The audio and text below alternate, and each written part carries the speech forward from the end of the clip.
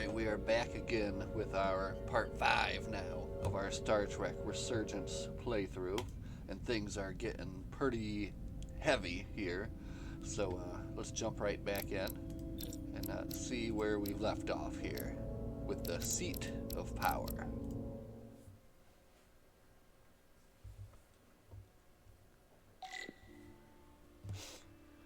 So we last spoke with the Hotari Queen, and now we got a little bit of actual free roam walking around here to do.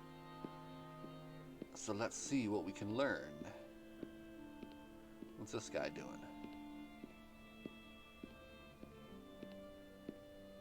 What's up?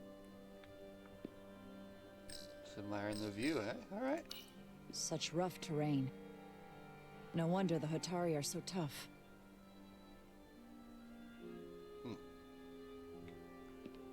Can we look at we admire this tapestry?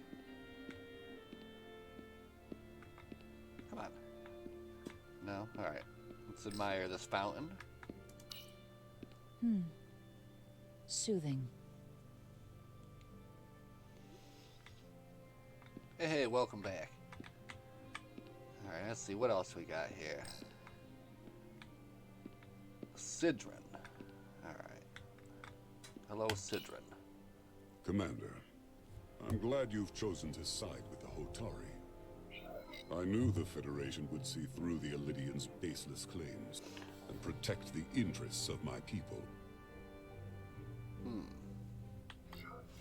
To be clear, I'm not on either side of this conflict. Our only interest is peace. I will keep that in mind. I assume you were there, the day the mines were seized from the Elydians. Not seized, reclaimed, and restored to their rightful owners. Yes, I was there.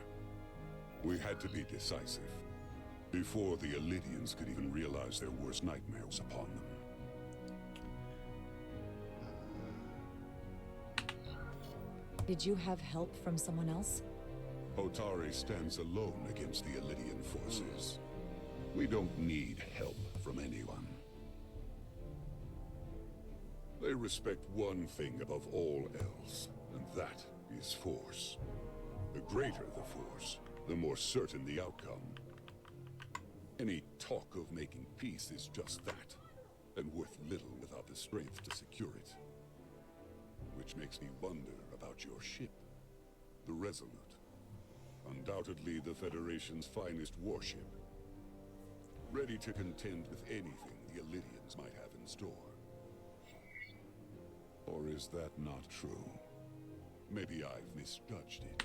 Yeah, we can hold our own, buddy. I wouldn't say state of the art, but the Resolute is plenty capable and can hold its own against just about anything. Let's hope so. Because at the moment, it's the only thing preventing them from wiping us off the map. Sidron. A pleasure meeting you, Commander. I'm sure we'll cross paths again. Sidron. Anything to say about Sidron? No, just the crew here, right? Okay.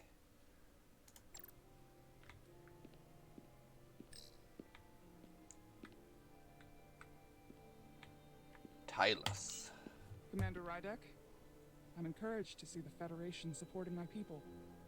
I'm afraid of what might happen without your help. If anyone deserves thanks, it's Ambassador Spock.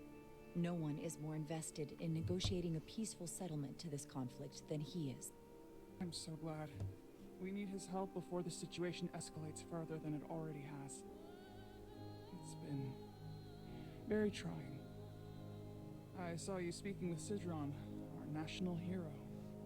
I'm curious, what did he say? He seems to be of the opinion that negotiating for peace is a waste of time. Because force is the only blunt instrument he understands. He's a miner, not a diplomat. For the first time in our history, the Hotari have the upper hand. We see ourselves as strong instead of downtrodden. New voices have risen up. Old voices shouted down. Galvin and Sidron have become national heroes. Now, they have the Queen's ear. Better or worse, depending on your perspective.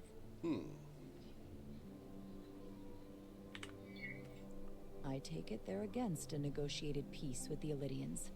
Heroes tend to want more of what made them heroic. If it were up to them, they'd wage all-out war and bring ruin upon us all. My fear has been that the Illidians will launch an attack and crush us. You've seen their starship, no doubt. They could have retaken the mines whenever they wanted to, but it never happened. And as strange as this may sound, I'd almost say they're afraid. I just don't know what they're afraid of. It's still the same bluster and bravado you would expect from them. Something to do with that Do you storm. think it has something to do with the Ion Storm? Right now, it's stronger than ever, isn't it? It's entirely possible. I'm not a scientist, but I do know the storm has knocked out all kinds of systems. So maybe the Illidians weren't willing to risk their ships, given all the interference.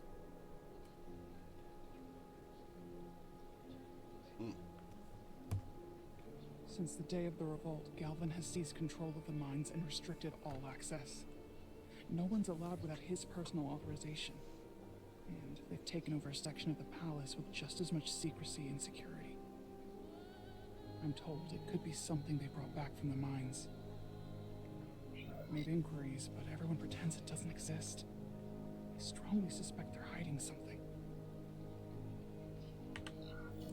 Why would they do that? I don't know. But that's what concerns me. Whatever they're hiding, it can't be good. How can we know?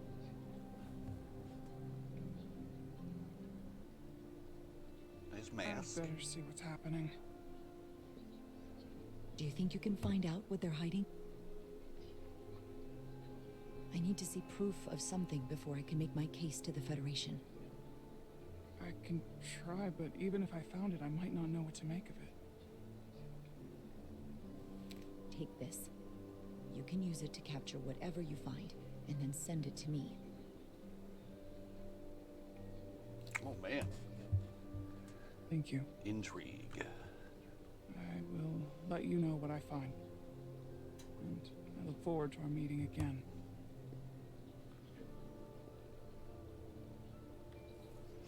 Sorry, I couldn't help but notice you were speaking with the Hotari this whole time. I figured in the interest of fairness, I should offer another perspective. Of course. I'm probably not telling you anything you don't already know, but these negotiations rely on the Federation's neutrality. As does any hope you might have for a supply of dilithium in the future. Oh yeah, I think this is great so far. Why you would choose I'm to having a side really with the good time with Hotari it. But for escapes me, it's like a visual novel. That's Without what it is, Illidian basically. involvement, So that's there why I is love that. no dilithium trade. But clearly, you weren't aware. We remain neutral. We are and will remain completely neutral. Our only interest is the peaceful resolution to this conflict. As is ours. Of course, the question is, at what price? Major Sarlet Arminta, Special Attaché, Illidian Armed Forces. Pleasure to meet you, Commander. I have my issues with the Hotari, but I have to give them some credit. They know how to seize an opportunity. Inciting an uprising the same day as a massive, once-in-a-lifetime ion storm. Our assumption was that this storm was just an anomaly. Yes, a very convenient anomaly. At least that was what we were told. Of course, I wasn't there. But who am I to say otherwise? Something tells me there's more to the story.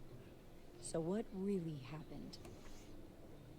Well, the official story is that it was the storm that enabled the revolt. How else do a bunch of unarmed, unorganized miners seize Yeah, control? it's of right an up my entire alley, moon, really. much less It's like I said, thousands just of like mines? getting to I've interact talked with a to Star people Trek who were book, there. so. They tell a different story. I played V Rising a little bit They too when say it first they're came lucky out, to have and I'd like to escaped check with out their the new lives. update That they it was did on more that. than just the storm. That somehow the miners were able to harness the energy from the storm. I know it sounds crazy, I'm not even sure I believe it myself. But that's what they said. You said the Hotari were primitive, Well, they are. except for the part about weaponizing ion storms.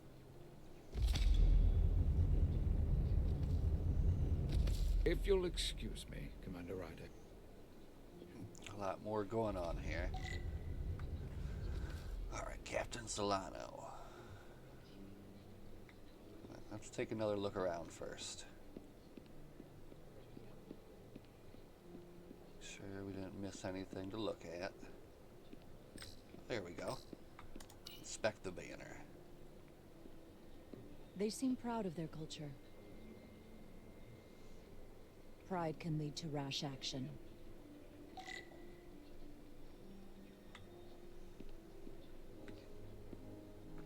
What are you guys up to? Not much, alright.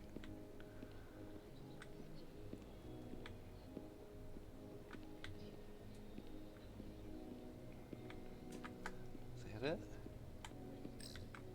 Oh, wait, here we go. Examine the moon. That must be Tau. The place it all started.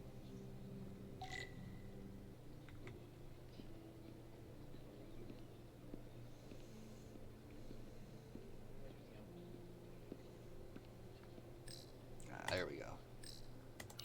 An Elydian warship, the Zelbi. They must want the Hotari to know they can use it at any time. But why haven't they?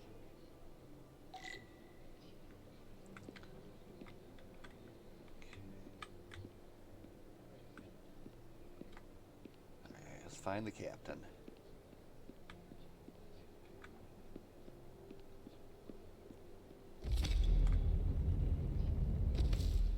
Spock.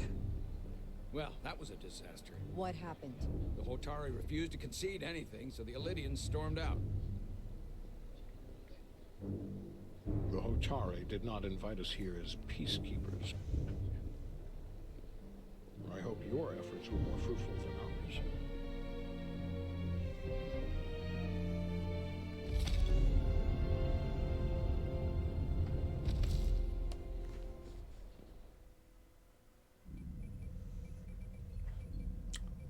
Switching it up. Gravitational harmonics failing to resolve. Warp bubble stability degrading. Increase output to maximum. Increase. Increasing warp output to maximum. It's happening again.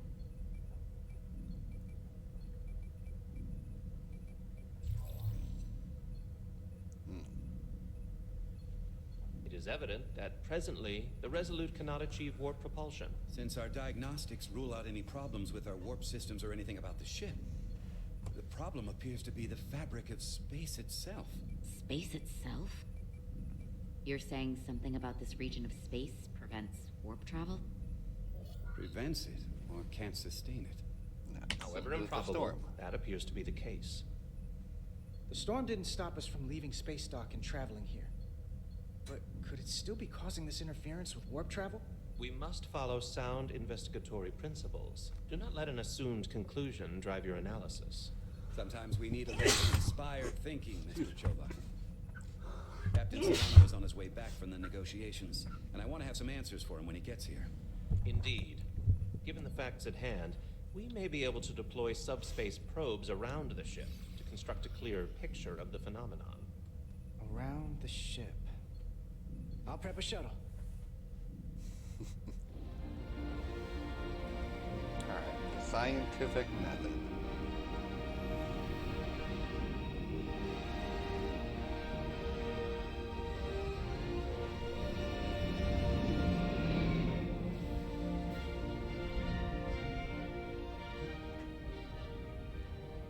I'm setting up a waypoint at a distance roughly corresponding to the edge of our warp field. When we get there, I'll deploy the first probe. Oh, here we go. Okay. What the heck? Alright. Stay on course. Let's go. Here we go.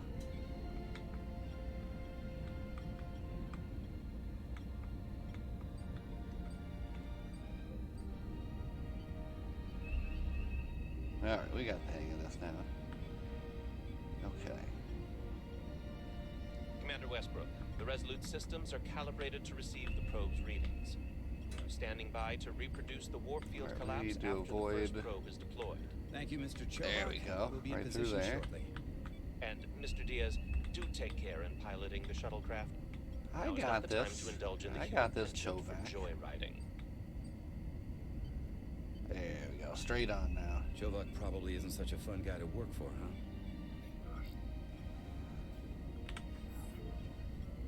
Yeah, he's a I just Vulcan. don't take it personally. At least I try not to. That's a very mature answer. Shows a Uh-oh. positive attitude on your part.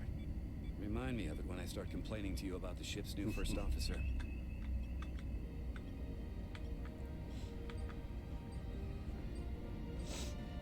Alright. Nearly there, sir. Let's see. There you go. Can't wait a little bit. Perfect.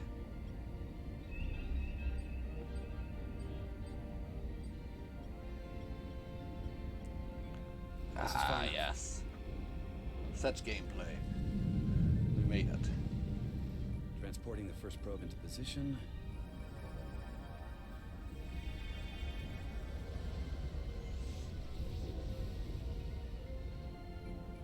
Westbrook here. The first probe is deployed. Understood. We are reading it. We are about to replay the simulation.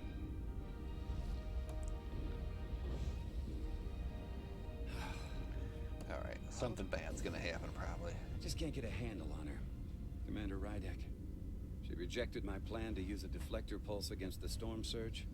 But on the other, she did listen to my advice and use the whole polarity trick to get you through that excursion alive. I'm not saying there's anything wrong with the new XO. I'm sure she's a fine officer, even if we don't see eye to eye. But she didn't go through what the rest of us did. You know that. And it's hard to figure out why she'd be the one Solano chose instead of, well, one of us. Well, give her a chance. I've heard some good things. You should at least give her a chance. I'll take that under advisement. Test is running. Warp field collapse in 3, 2, 1, mark. Uh-oh. It didn't look good. All right, that is definitely a problem with the fabric of space. We need to get another probe out there.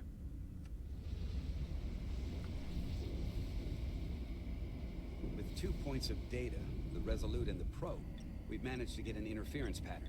I'm setting a waypoint to a particularly strong area of Oh, here we go again. We'll deploy the second probe there.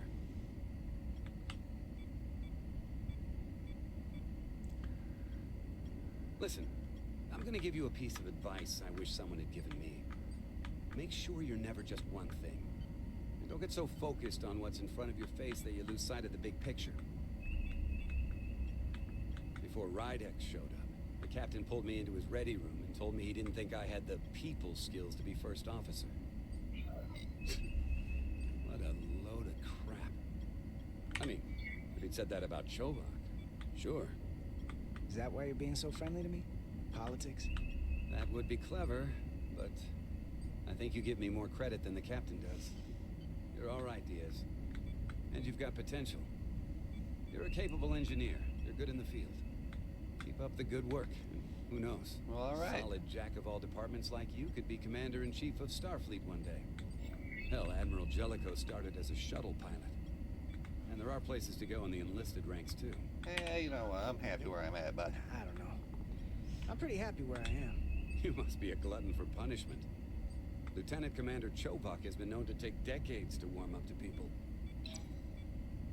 Oh, he likes me. Let's see what he says. Okay, Carter and Commander Westbrook enjoyed his conversation with Carter, coming away with the impression he's smart, pragmatic, content with his position aboard the Resolute. Yeah, that's me.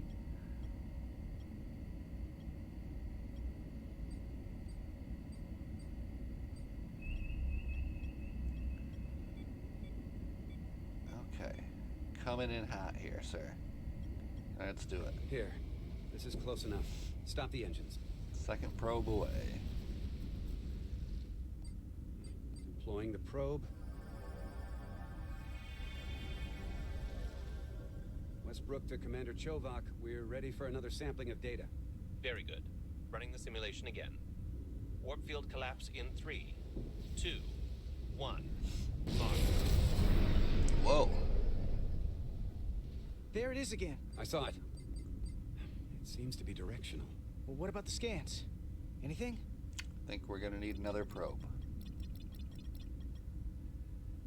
Here's the readings in relation to our local space. We've got the Resolute, Otari Prime, and the probes. All this interference is overloading the sensor buffers. We're gonna have to triangulate the sensors manually.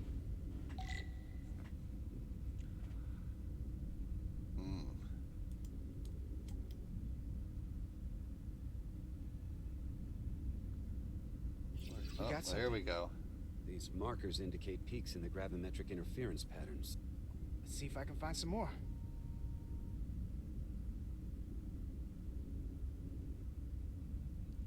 Here we go. They are all over here. Look at this. Hold up. Hold This up. is coming from the moon. A beam that blocks warp travel. Aimed right at us. Someone is doing this intentionally. I don't know how they're doing it. It's like nothing I've ever seen. Why would they be doing this? We came here to help these people. And now we're getting hit by some warp-killing weapon? Now, look here. It's the current readings of the ion storm. These concentrations, they line up with the interference pattern. The storm and this beam, they're coming from the same place. Carter, whatever petty local conflict brought us here, it's just a small part of something much bigger.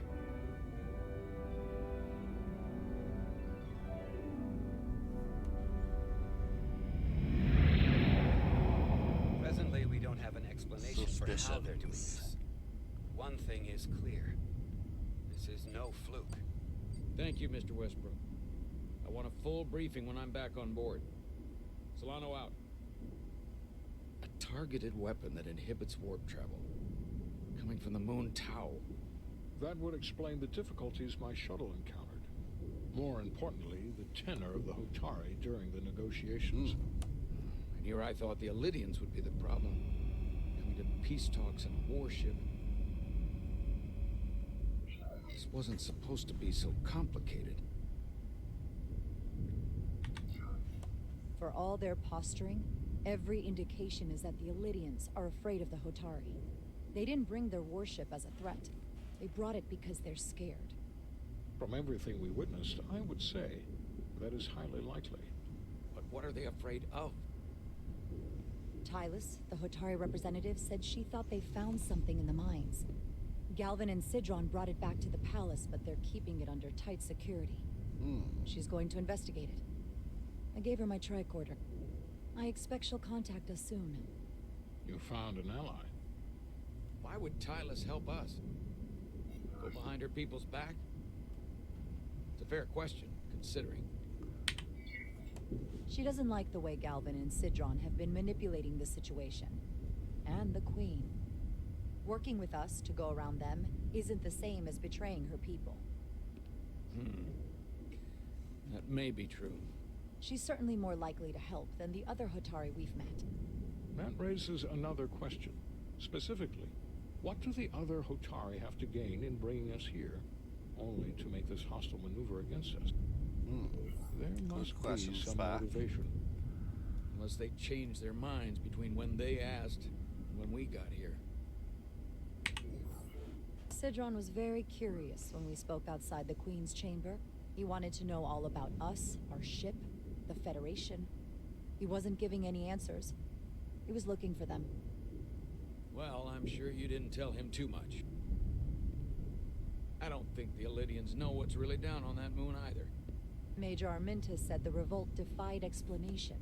That the Hotari miners somehow harnessed the energy of the storm. Harness the energy of the storm?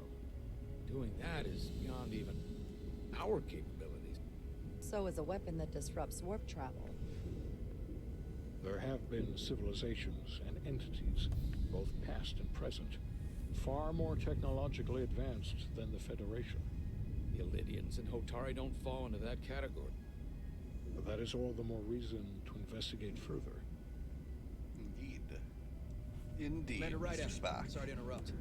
We've received an urgent call from Hatari. Queen's advisor, Tylus, has asked to speak with you. Put her through.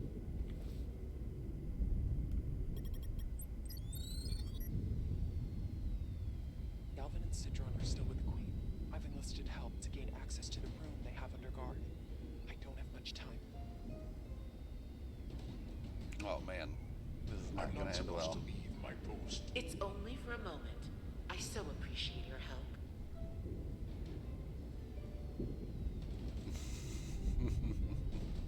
I found something. I'm sending you a scan. Sneaky, sneaky. Uh-oh. Yep, where we Got want to it. receive that. Tylus, if we needed to gain access to the mines on Tau, is that something you could help us with? I suppose it wouldn't be easy, but I have to go. Uh-oh. Tylus, She get found out? Can we reconnect? Sorry, Captain. We've lost all contact.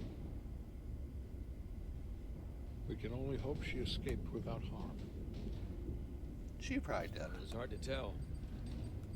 But, we have to help her. Send another shuttle. We're or not maybe... doing anything yet. ah. Until we know more. Let's see the scan of whatever the hell that was. Well, he liked that at least. Let's see it. Tylus Oh, suspects this came from the mines on Tau. what's I supposed to do there?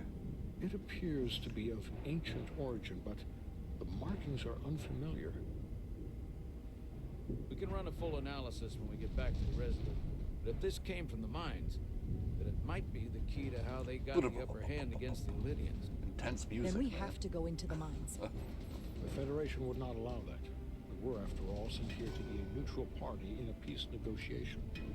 However, we could demonstrate that the Hotari have acted in bad faith, which would enable us to investigate the mines on Tau with full justification. Mm-hmm. But of course, we would need conclusive proof before taking action. Otherwise, it could put us in a difficult position. Whatever this artifact is may be proof enough. At least to satisfy the Federation. Especially if we can show the Hatari are controlling the warp disruption. And targeting the Resolute. We may have a better understanding once we analyze the device. But a mission to the mines, covert or otherwise, is not out of the question. And I will handle the Federation. Thank you, Mr. Spock. Alright, that's going to be a perfect time to take a quick break.